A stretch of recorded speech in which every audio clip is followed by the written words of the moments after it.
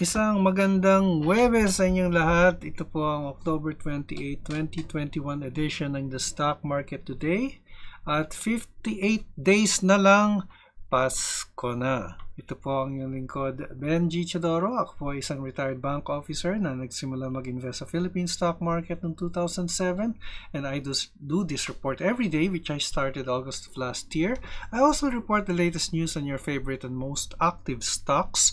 If you like the content, I invite you to subscribe to my channel. If you have stocks in mind that you want reviewed, please comment on the comment box and I will prioritize. Ang ating financial news ay tungkol sa posibleng pagbaba to alert level 2. Kasama po ang ating financial headlines at ang resulta ng trading sa ating PSE ngayong araw, ika-28 ng Oktubre 2021, dito lamang sa The Stock Market Today. Don't go away.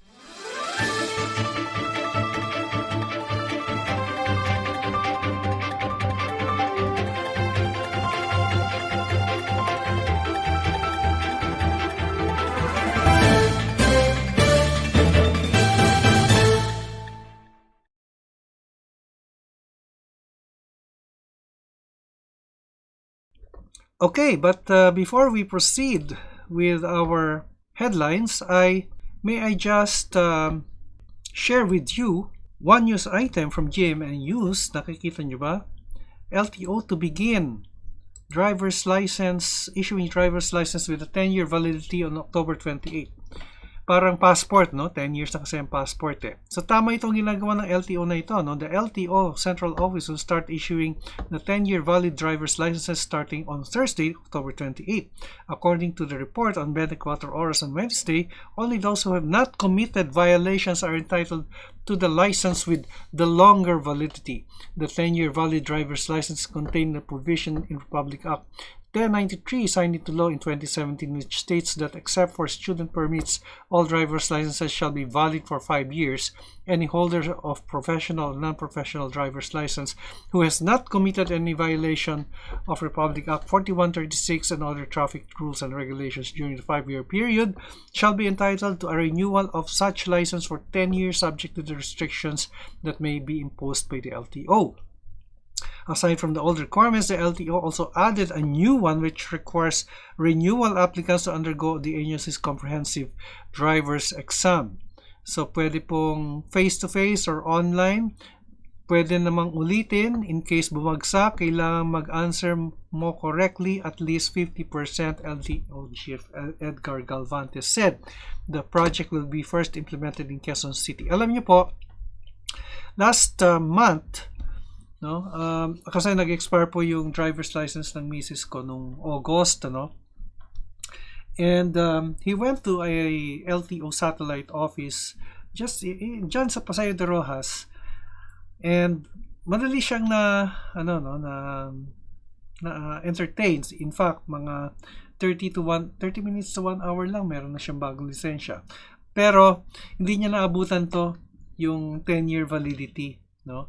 Kasi yung siguro ako maabutan ko yan dahil next year mag-expire yung lisensya ko 2022 eh.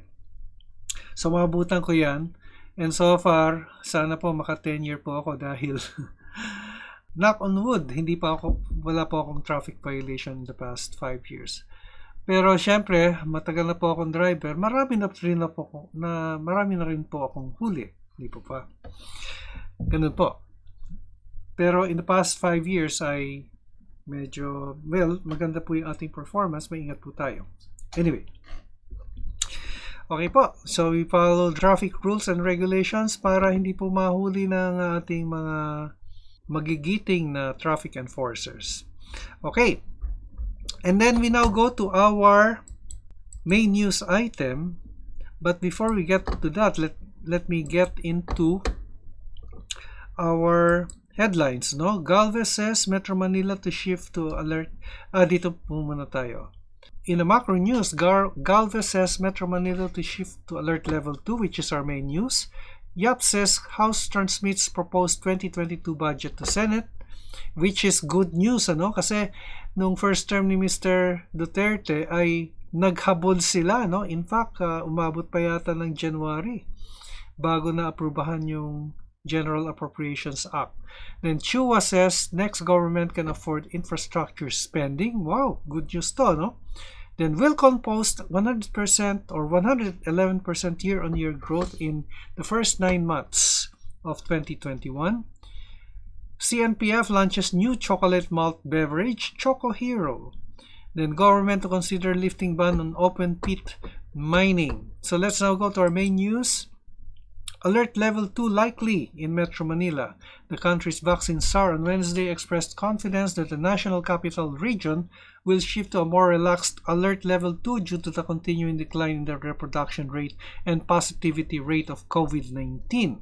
Secretary Carlito Galvez, also the chief implementer of the National Task Force Against COVID-19, said, however, that Metro Manila's alert level is still up to the Interagency Task Force for Management of Emerging Infectious Diseases, or IATF. I don't want to preempt the discussion of IATF, but we know that the numbers are getting better, and in Metro Manila, I'm also happy and very confident because more than 86% of the population are now fully vaccinated. Now, this is good news, no? And it's he said that vaccination would go up to 90% once the pediatric vaccination is expanded. The good thing here about Metro Manila is we don't see hesitation in the administration first doses. We are happy about that. Okay po. Pero yesterday, no, I was in SM, one of the malls, and napaka-konti lang ng tao. Parang matumal. And I was talking to the elevator girl. I rode the elevator up. Sabi niya, sir, kawawa yung mga negosyo dito. Malungkot, no? Malungkot. Kasi matumal yung negosyo, matumal, konti lang yung mga tao. And that's the reklamo, no? And hopefully with this, mag-open up yung economy. Then I went also to Glorieta. Konti rin ng tao. I was there at about 6 p.m., ano? And talagang very sad, no? Very sad yung dami ng tao, although there are businesses open already. Kasi right now, kung walang pandemya, maraming tao sa malls, maraming kumakain sa labas, maraming, everybody's going out, having a good time, shopping, looking for bargains. Pero ngayon, napakakonti ng tao. Last Sunday, I was in the same mall, SM Mall, ano? Mas maraming tao pagka Sunday. Pero yung dami ng taong yon is just equivalent to the daily dami ng tao pre-pandemic. Nakuha ninyo? So yung dami ng tao last Sunday to that mall sa SM is equivalent or almost roughly equivalent to a parang Monday to Friday crowd during pre-pandemic. So, hopefully, with the downgrade, expected downgrade, sana po ay ma-revive yung economy, especially now, Christmas, Okay po. So, let's now take a look at the Philippine Stock Exchange. But before I get to that, muntik ko na makalimutan, ay merong tanong si Saldi Santos, which sinagutan ko naman, sabi ko, yung tinatanong niya difference between FOO and re-IPO. Yung sabi ko sa kanya, ay first time ko marinig yung re-IPO. But I think it's meant as FOO. And alam ko kung saan mo nakita yan, It's from a blog of Marvin Hermo. And ginamit niya doon sa kanyang caption or sa kanyang headline, re-IPO of SGP. But kung pakikinggan mo yung kanyang blog, he never mentioned re-IPO.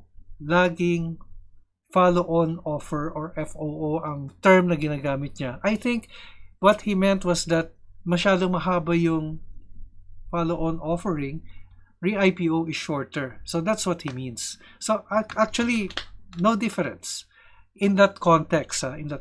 Pero kung i-research po niyo yung re-IPO, it may mean another thing. Okay po? So, yun po ang sagot natin. And then, kudos to the insights on SGP, Anthony George C. Salamat po. alam po ninyo, whenever I give insights like this, nagre-research po muna tayo. Ayoko pong mabigyan ko kayo ng fake news or false information. Pasama po ng ACEN sa next update or upload. Okay po, Jan Suwayan, your wish is my command. Pwede pong paki-review ang URC, MBT at Puregold. Okay, sige po, sama po natin si URC, MBT at Puregold. And then, good day sir, thanks po last time sa PNB and EW. Question po, pagka nagka-subscribe ka na sa PSE, EC at nakabayad, sure na po meron ng stock. Thank you once again. Alam nyo po, if you are registered with PSE, EC, ito po yung local small investors or LSI. If you are a regular investor in stock market, I advise you to enroll, register, no? So, ang question ni Mark Joseph, pagka nakasubscribe ka na sa PSEEC, sure na po na meron? Yes. My answer is yes. Actually, if you have subscribed and paid within the offer period, ay sure po yung allocation na yan. Mabibigyan po kayo. Wala pa po akong bad experience with PSEEC, if I may say. Kasi nakabayad ka na eh. Sosoli pa ba yung bayad ninyo? Hindi, no? Kasi talagang allocated yan para sa local small investors. And right now, yung SGP, ang allocation po per local small investor is 1 million pesos worth. So, dun po kayo makakakuha ng shares. Kung pupunta po kayo sa broker nyo, nako, pahirapan, good luck. Okay po? Good luck po kung pupunta po kayo sa broker ninyo. Siguro kung example lang po ito, no, at it case to case, no. So halimbawa sabi niyo, gusto ko ng example lang, extreme 1 million shares of SGP. Baka mabigay po sa inyo 1,000 lang. Ganun po kahirap dahil napakalakas ng demand for SGP. Example lang po 'yan. I'm just exaggerating. Pero baka ganun po ang mangyari. Anyway, let's now go to the Philippine Stock Exchange and the Philippine Stock Exchange Index. So, what happened here? By the way, meron palang questions si Mike Miguel, no? Ask ko lang, sir, di kaya in preparation sa all day at SGP ay humina ang market this week? No, I don't think so. I don't think so, Mike. Kasi po, nag-encounter lang ng resistance between 73 and 75. Sa 7,300 yung PSE. And with the reopening of the economy, I don't see the stock market going down again unless there is another hard lockdown that happens or something happens, nagkaroon ng gera sa atin, in-invade tayo ng China, wag naman sana mangyari. Yun po ang senaryo ko. Pero kung walang nangyayaring iba at ang news natin ay magbababa ng alert level, maraming bakunado, etc., I think we are on the way to recovery, especially the stock market. Nag-consolidate lang po tayo. Sir, madami namang catalyst ang CLI pero hindi gumagalaw ang price niya. Bakit po kaya ganon? Actually, sinagot na kita dito, no? Joe Org. Pero tingnan po natin si CLI. Ngayon, kung si CLI po ang pag-uusapan natin, yan, nagko-consolidate lang po yan, no? Wala namang catalyst. I think it's just market sentiment that's driving the market right now. Ay, tingnan mo nga si MPI eh. Kung sisilipin natin si MPI, napakaganda ng fundamentals ni MPI and yet, magkano siya? Tingnan natin yung below 4, no? Nag 390 siya. O magkano? 379 na naman uli. Biro mo 'yon. Si MPI nga napakagandang kumpanya, di ba? Everything's right going for MPI. Pero abangan lang po natin yung 9-month third quarter results niya, no? Baka ma-pull out siya. Talagang ano lang it's just market sentiments that's driving it down. Okay. What can you say about OPM? Actually, I don't trade. Actually, nung una kong baka magagalit sa akin, Bambi. Ang tingin ko dito, original Pinoy music. Mahilig kasi ako sa Pinoy music. Anyway, alam ko, Oriental Petroleum ang ibig mong sabihin. Joke lang yun, ha? Huwag kang magagalit sa akin. Alam mo, I'm not keen with mining stocks actually. And I think this is more on the speculative side. Although meron namang, I don't think you can call this volume, ano? Pero sa akin, napaka-speculative po ng especially Oriental Petroleum. I don't really trade Oriental Petroleum. I'm not keen with Oriental Petroleum. Although it's in the PSE. And I cannot stop you from trading if you wanted to trade, ano? Pero ako po, hindi ko po tina-trade. Yun po ang personal, ano ko po, personal choice ko po. Dahil I'm not keen on the stock. Okay po? So, let's now go to the PSE and the PSE index. So, tignan po natin ano nangyari dito sa market today.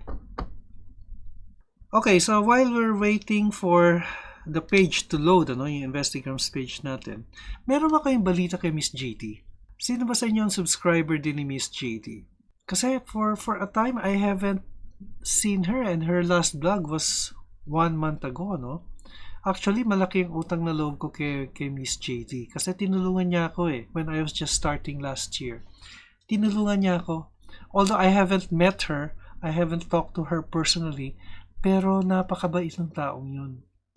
Bigyan niya ako ng tips on where he gets her, yung mga magagandang pictures niya, and then where she, what software she uses, and then nagsasuggest siya kung paano gamitin yung YouTube at yung OBS Studio, yung mga ganang bagay ba. And I really miss her kasi napakabait na tao yun, and malaki yung pasasalamat ko po kay Miss JD, no? And if you have any news from her, I wanted to know, no? Because from time to time I visit her YouTube channel, and meron siyang US stocks actually and Philippine, and she is also in the Philippine market, but I haven't heard of her for about a month already. So, ano lang, if you have news on Miss JD, paki-message niyo lang sa akin sa YouTube comment box, because I wanted to know what happened to her. If she's okay or she's not okay, nagkasakit or what, wag naman sana po. Anyway, let's now go to the Philippine Stock Exchange, and bakit hindi naglo-load ito? Philippine Stock Exchange and the Philippine Stock Exchange Index. Mahina kaya ang internet ko? Baka mahina yung internet ko. So, the Philippine Stock Index declined by 72.42% or 1%. Medyo malaki po yung decline niya to end at 7157.73. So, it's still testing the EMA 20. No? Kasi yung ating EMA 20, it's now at 7147, which is acting as short-term support. Ito po yung short-term support. Yan po, sa 7130 to 7135 po yung short-term support. And ganyan lang po si PSEI. I think it will continue to move up. However, if it reaches that support level, the next test for would be here at 7,000. Yan po ang aking take sa PSEI. But hopefully po makarecover po. In the long term po ay pataas po ang ating PSE index. Ngayon po yung ating market summary. 121 companies declined, 85 advanced, while 41 remained unchanged. The all-share index also declined by 0.74% or almost flat. So all our sectoral indices are down except services at 1.05%. Mining led the decliners at 3.56%. On the market status, we will be reviewing your requests, ACEN, URC, MBT, Puregold, and then tingnan naman natin si ICT and SMPH. 6 stocks. Okay, so let's now start with ACEN or ACEN. Okay, ACEN ended flat at, actually it's up at 20 centavos, but we have a doji here, kasi nga ito po ay nag-open at 12:30 close at 12:30 also, so that's a doji, but the comparison here is against the previous day's closing, so it's still under the candlestick, and I would say na nag-consolidate lang po ng konti dito and before the resistance at EMA 50, and now it's higher than our EMA 20, so it continues to be bullish with RSI at 58.83, which is a bullish number, no? Ngayon, yung ating EMA 20 appears to just be piercing through. However, in the short term, 1230 is a bullish price, which is above our EMA 20, our short-term indicator. Okay, and then tingnan naman natin si URC. Okay, URC is one of the more undervalued stocks, ano? So, kung titingnan po natin to, sa sideways lang po si URC. And it's in support level. Nandito po yung support level niya at 136, no? And the resistance is here at 141. But in general, it is moving sideways. RSI is a bit bullish at 52. So it's bullish to sideways po, or sorry, sideways to bullish rather. So tama yung sinabi ko, no? Bullish to sideways, sideways to bullish. Okay. Then that's for URC. And URC, kung titingnan po natin yung fundamentals po ni URC. Ang pinaka presyo po ni BDO Securities kay URC is 160 or about a 14 to 15% upside. Yan po yung fundamental price, ano? So after URC, MBT. Okay, pagdating sa MBT, bearish. Well, actually, it has a bearish candlestick today, but EMA 20 is acting as support, you know? And the next support level will be the EMA 50 to EMA 100, which is at this level. So, kung titingnan po natin, nagko-consolidate lang po siya in this area. If we will draw a Darvas box. Yan po siya, no? Kaya pagka na-pierce po niya itong EMA 20, ang next support natin ay nandito na po sa 46.58 or near the EMA 50 and EMA 100. So it lost 65 centavos today.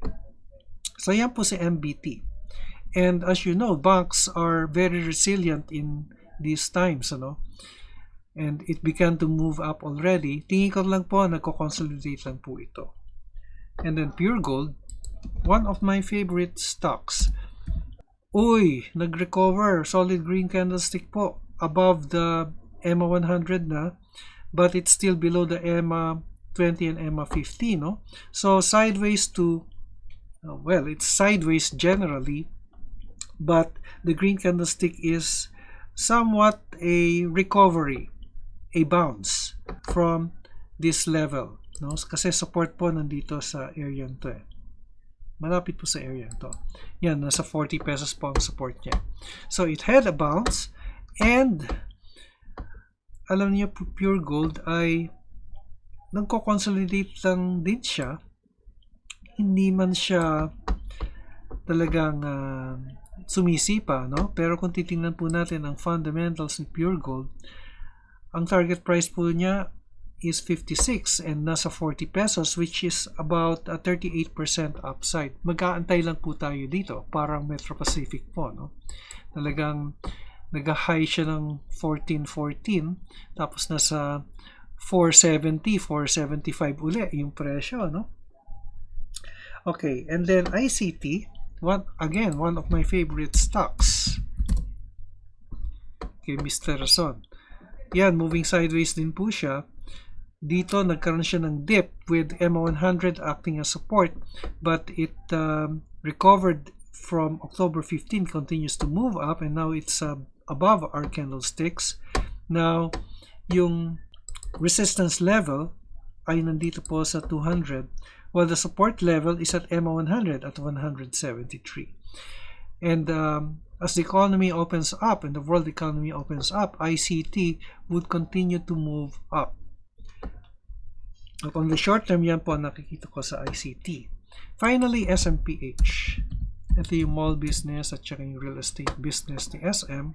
Yan, nagkaroon po ng drop. Bakit nangyari to? SMPH. May masamang balita ba? O nag-profit taking? SM Prime opens first month in Camarines Norte. Kung dapat good news nga ito eh. Pero market sentiment is driving SMPH down. And it's engulfing red candlestick. Bearish po yung sentiment as our closing price is below our indicators. So RSI is 41 and the next support level nandito po sa level na ito sa 32. Okay po. So pagka sinabi po support and resistance, these are not exact points but these are areas. Okay po. So that's our report sa stock market October 28, 2021. Ito po si Benji Chitoro reminding you an investment in knowledge pays the best interest. Malapit na po ang mahal na araw. Stay safe. Kung magbibiyahe po kayo sa probinsya, wear your seatbelts and drive responsibly, drive carefully, follow traffic rules. Maraming salamat sa inyong pagtangkilik. Hanggang sa muli, God bless. Bye for now.